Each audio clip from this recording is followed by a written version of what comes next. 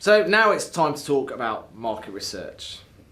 And what does market research do? Well, it allows you to understand your target audience. And we've seen in recent reports that 55% of marketeers did not feel confident that their organisation understands the consumer journey. Research is a really important tool and resource into helping you as a marketeer understand your customers, but then importantly it gives you the weaponry to explain how customers are behaving, how consumers view your brand to the rest of the organisation. And rather than it just being hearsay or people think that this is what marketing believe, actually you can back it up with hard facts. And there are many different methods available now for conducting market research and allowing you to understand your target audience. And these tools and these methods not only allow you to collect data, but there's the important element of analysing the data. I've mentioned before that about resourcing and outsourcing. And again, this is something that either you can choose to do within your marketing department, you yourself can choose to do, or you may want to outsource to a specialist research organisation. And depending on the complexity of the methodology you're using, that may influence whether you want to outsource it or do it internally. Another shift we're seeing is a shift from how do you think you will behave to I know how you behaved. So rather than doing just focus groups, for example, when you may ask a consumer, okay, what do you think you would do next? Or do you think you would buy this product? We now have methods that allow us to observe exactly what consumers are doing. Earlier I mentioned eye tracking, for example. So understanding how someone walks through a retail environment, walks through a supermarket, and is observing products on a shelf and how long they spend looking at a part of a packaging or a certain shelf. It's a completely different tool to then asking them in a survey or group, what do you think you will do? There's also tools like virtual shopping, online collaboration tools. So pulling together communities of consumers, communities of customers, and asking them questions and doing research there. More and more brands are doing this, and often they're doing it with people who are real brand advocates, because those people are really helping inform the key parts of the customer journey that they may miss out on, the key pain points. Because these are people that really pay attention to the brand, really feel really strongly about the brand and want the brand to succeed. Brands are also using social media to conduct market research. And as social media continues to evolve and launch new tools, we're seeing more and more ways that we, as marketeers, can collect information and observe how people are behaving. One thing that market research allows us to do as well is curate the optimal media mix. So again, when I was talking earlier about the value of data in deciding where you spend your marketing dollars, doing marketing research, understanding what media your consumers are consuming is a key point to then optimizing your media mix within your marketing plan. And what research also allows you to do is step away from what we think as marketeers the ideal mix is to actually finding facts out about what the ideal mix is, not just in general, but for your target audience and for your target segments. When it says here that, marketeers think that actually we should be spending 14% on traditional marketing. Is that right? That's what we think on the whole. But what we need to do, what you need to do for your brand, for your business, is think about your target market, conduct research, and that will lead you to understanding, actually, should that be 14%? Should that be nothing? Or should it be a far larger spend? It's very easy as a marketeer to think that we know all the answers based on previous experience. but the world continues to change. And because the world continues to change, we need to keep on conducting research and keep on top of how consumers are behaving. Just because one campaign worked by having a certain marketing mix doesn't necessarily mean your next campaign in 6 months will behave the same way, because things change and consumers change and channels change. With market research, there are two different main types of research that we can conduct. The first one is quantitative. And there are 4 basic types of quantitative research. So first, the most basic element of quantitative research is a simple survey. This is something we're all used to.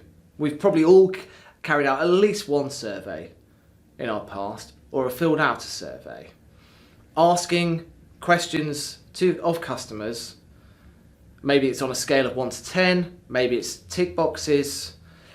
Quantitative research is less about free-form answers. Once we've carried out a survey, we can start looking into the numbers, into the data, and observing patterns. And this is the correlational aspect of quantitative research. And once we've seen those patterns, we may want to start comparing A and B and asking for deeper questions to create those comparisons. And this is causal comparative research.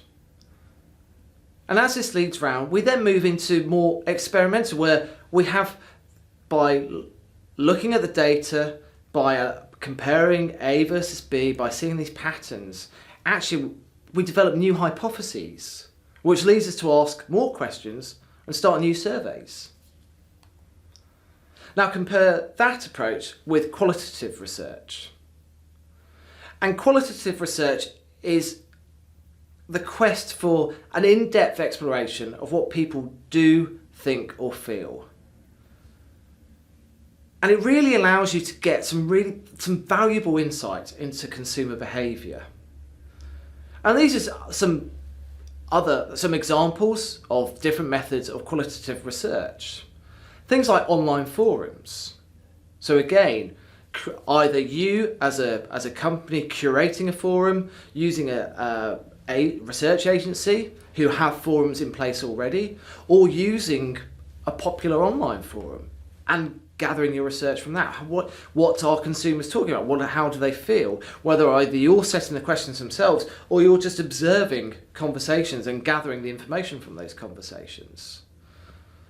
Having a web survey chat. So it may be that you've asked a survey and on the back of it, you've said to a customer, well, actually, would you like to talk further about it? Because it allows you to probe into their answers into much more detail.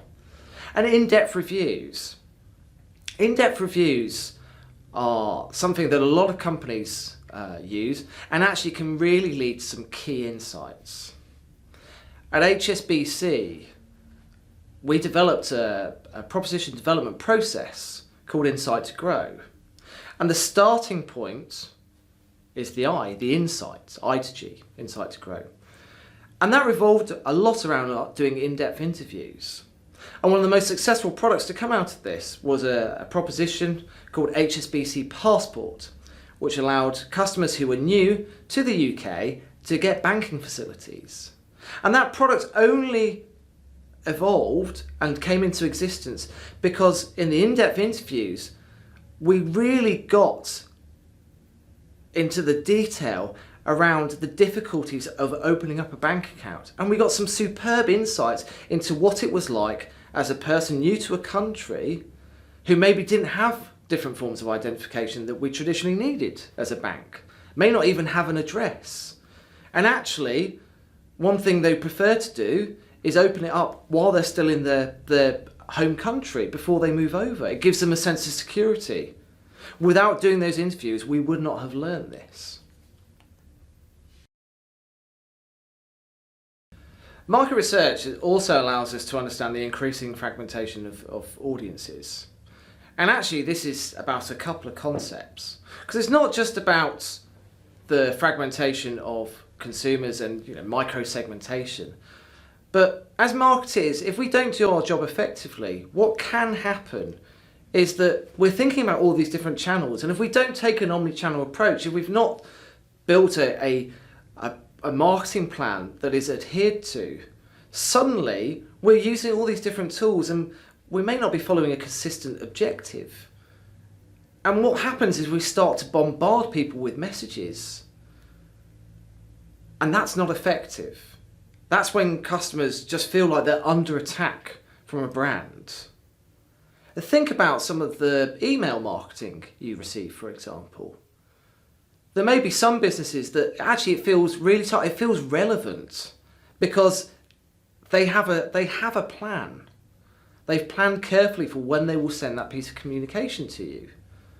There are others that you may feel, actually I get something from them every day, and I don't want to see all of this information. You're being bombarded. And will you do business with that brand?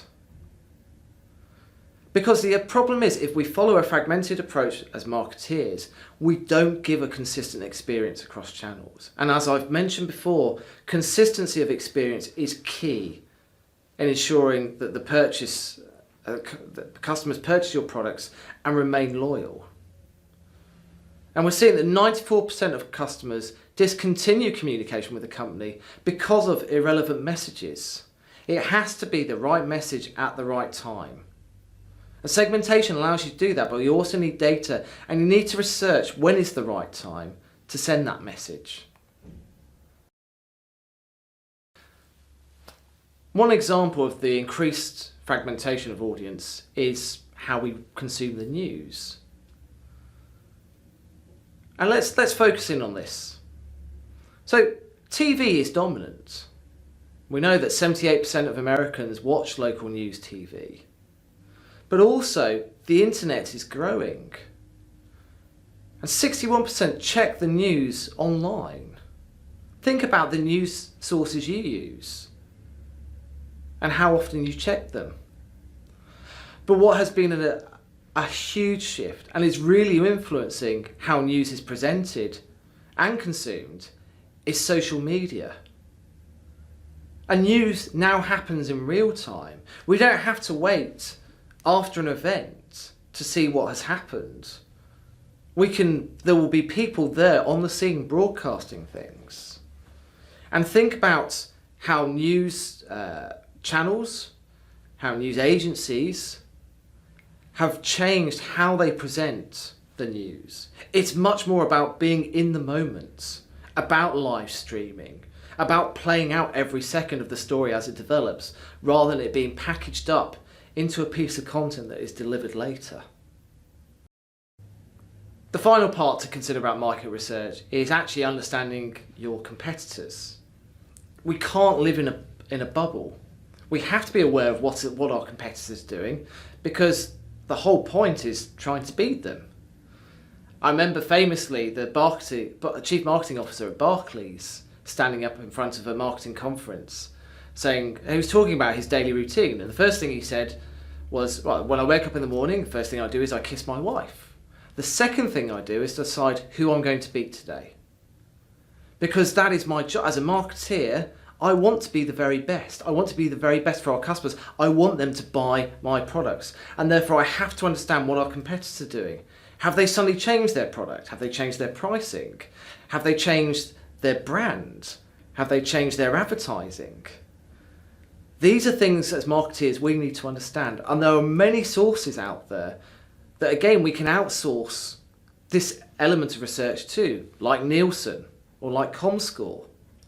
But also sometimes it's best as a marketeer to understand our competitors by sitting there and thinking from both a marketeer's perspective and through a marketing lens and a consumer lens, and doing that desk research and going through websites and really zoning in on what are they doing, and if they're successful, why are they successful, and what can we learn from that, and if they're not successful, what can we avoid doing as a business?